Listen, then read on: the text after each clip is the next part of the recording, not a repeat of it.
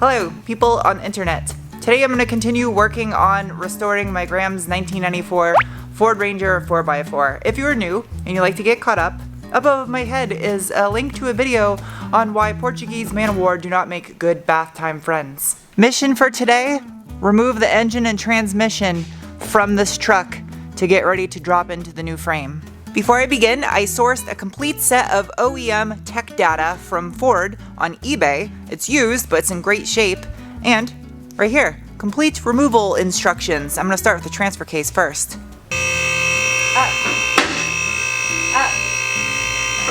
Everything under here is so completely rusted that this is the point of no return. I'm gonna snap probably half these bolts. So here goes. Oh, I'm getting hit in the head with it.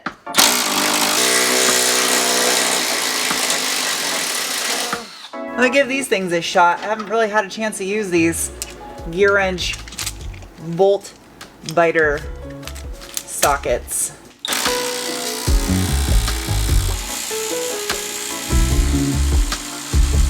All right, you're either gonna snap or you're gonna come off. Holy crap, it didn't break. Weird.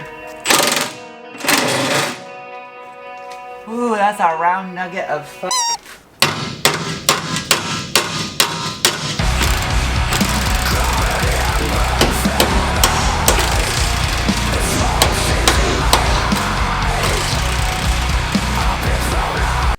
Oh my god. I'm gonna get a tetanus shot just for working on this thing.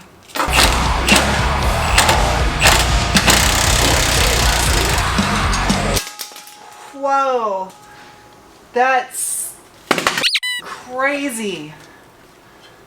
This thing was done. Look at that. That is all from just taking out 4 10mm bolts. That much crap fell from underneath this truck.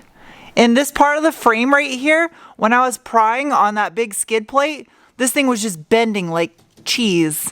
Cheese is an acceptable unit of measure for bendiness. In case you're wondering. There's dust in my lens. Bad. I'm hoping this hardware is metric. It is a Borg Warner transfer case. Yeah, it is. 12 mil, 12 point.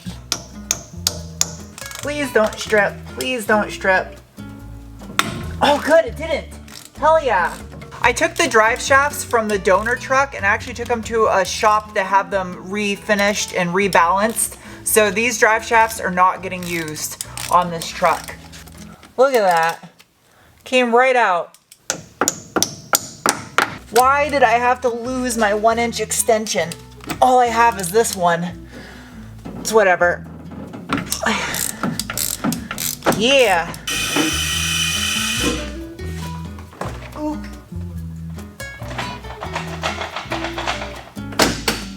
There we go. Rotato potato. Pry bar. Yeah.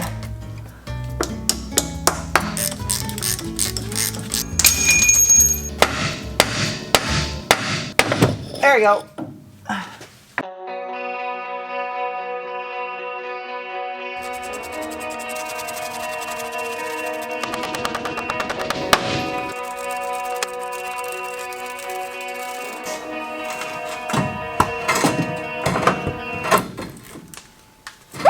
How the hell do I get this thing out of here?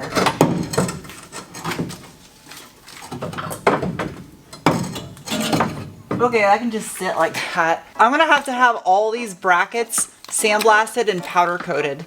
Literally every single one of them. And I don't even know what I'm gonna do about the hardware. I guess I gotta take every single bolt out and have every bolt zinc coated. Just can't help but want to like dance a little bit. Except I don't really know how to do that very well. I'm about as talented as a grape. So I just got a couple bolts that hold this to the transmission on the back, and that should be about it. But I'm gonna consult my tech data. This is super awkward walking with this camera. Oh yeah, look, they give you a picture of the flange. 1, 2, 3, 4, 5 bolts. And then there's a stud guide pin. 13 mil. Of course, because this is the Ford. All right, here goes. Oh, it turned. No way. Oh. Oh no, don't get tighter.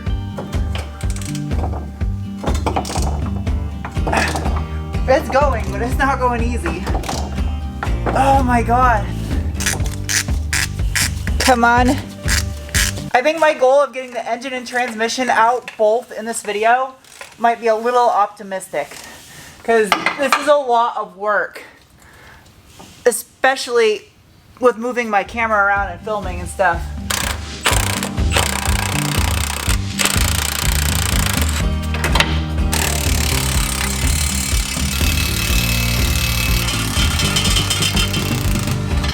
That's out. Oh geez. Come on, shaft. Come out. Oh Jesus.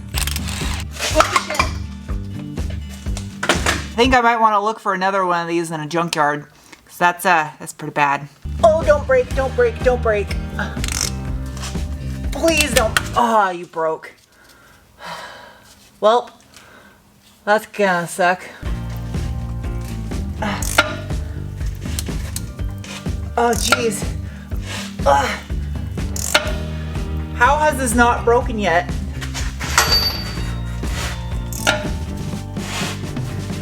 Oh, I think that broke. Yep, it broke. It broke inside it though. Second casualty, snapped off inside between the transfer case and transmission. It's alright though, because I can get to them once I separate them and just pull them out the rest of the way, put new hardware in there. It's really not that bad of a deal, because if you think about it, these are gonna act like dowel pins, which will help me slide this thing off and not drop it on my face. No way, is it turning? Figures, because this one didn't get as much rust up there.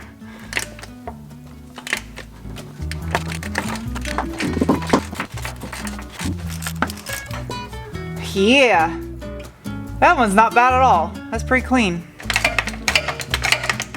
Let's go. Come out. I've hit my head on so many things under here, now I'm starting to get drain damage. It hurts.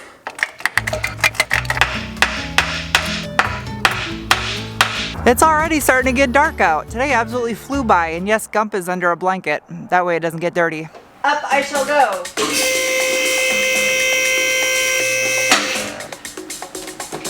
Yeah, because this is OSHA approved. And then I step right here. So there you go. Ouch. Oh, great. There goes my sockets. I gotta take the shifter out of the truck before I can drop the transmission. So that's why I'm up here. Now I'm done doing something slightly sketchy in the cab. I got the shifter out. I need to do something else sketchy. The Sawzall. In order to remove the transmission, I have to remove the exhaust. I'm not even going to attempt to try to unbolt anything here. I'm just cutting this exhaust off because I got a new one. What the hell? These blades are garbage. Well, it's pretty easy to see why this is not working. This is the longest blade I have, and you can't adjust this thing any closer. So I need to get longer blades to be able to do this. I just ordered some longer blades. They should hopefully be here within the hour. So for now, take out the starter. Hey, at least that didn't snap. This thing's had a starter done on it recently. So it looks like.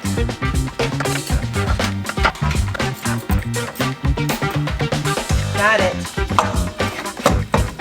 Delivery guy showed up with some new blades. So, yeah, that's not a knife. This is a knife. I'm sorry, people that live in Australia. I didn't mean to butcher your accent, but I like that movie.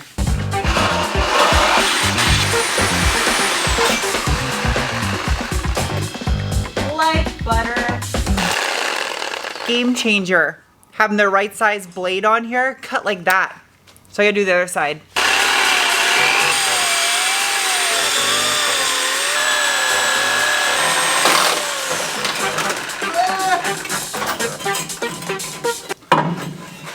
Looks like it's got one of them open dumps, like it's a fast truck.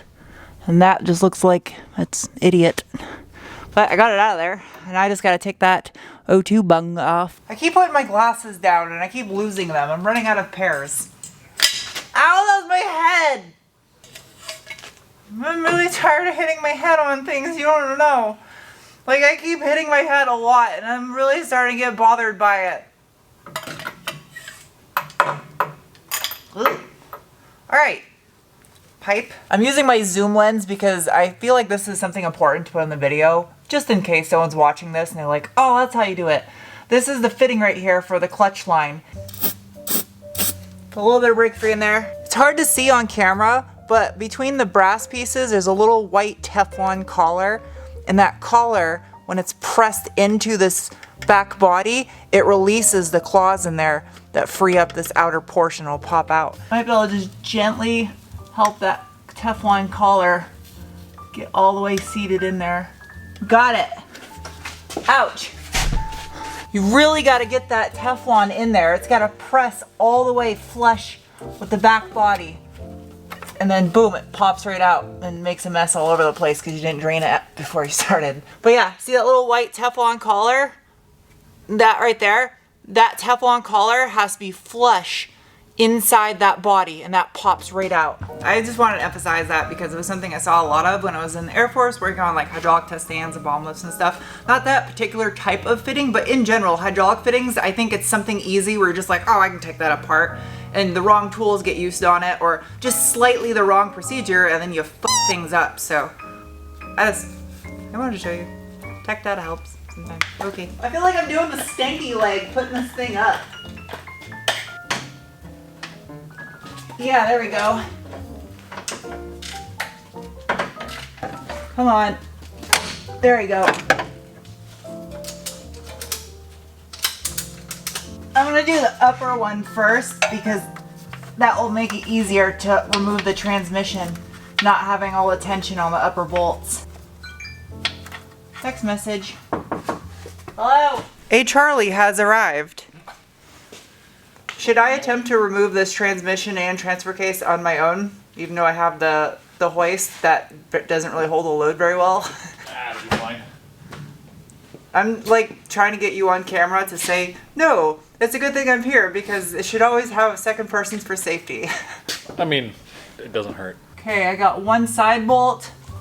There should be an upper way up there. That's just really sharp shit by my hand right here. Yep, I got it.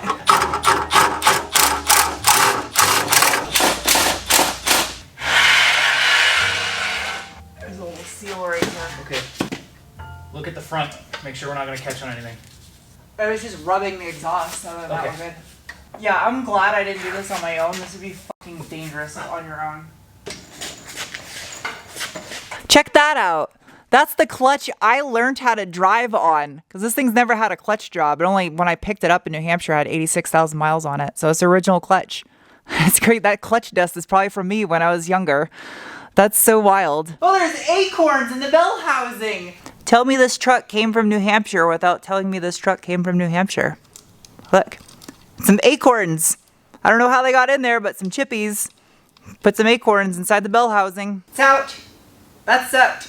That was not a fun job because everything was so rusty. If this was all clean like the frame is now, I don't think it'd be too terrible of a job. It would have been nice if I could take the transfer case off the transmission, then I probably could have got it down by myself. But this thing is literally stuck together and it's got two broken bolts, so I'll have to probably drill those out to separate the two halves. But what I'm going to do next is disassemble all of this so I can sandblast the casings. Since I don't have a dry ice blaster or vapor blaster or a laser blaster or any of that stuff, what I do have is access to a shop that does powder coating, and they got a sandblaster. So I'm gonna take the transmission transfer case completely apart so there's no innards in it, and get everything sandblasted, get all the hardware re-zinc coated, and then rebuild the transfer case and transmission with fresh seals and put it all back together so this looks brand new. Which means all of this stuff, all these little pieces right here that are rusty, those will all come off and they'll get powder coated black and try to make this thing look brand new. I just wish that was a way I could preserve the decals